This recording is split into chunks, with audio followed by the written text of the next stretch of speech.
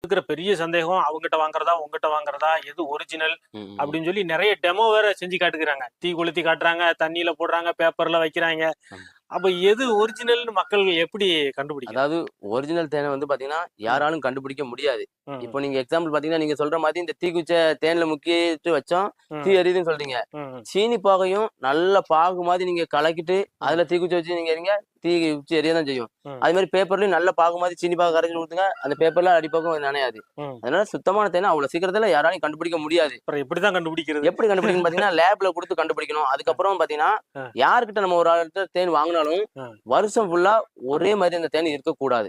அ. என்ன அப்படின்னு பாத்தீங்கன்னா, தேன் வந்து இயற்கை முறையில தான் வெளிய போய் தேன் எடுத்துட்டு வருது. சரி.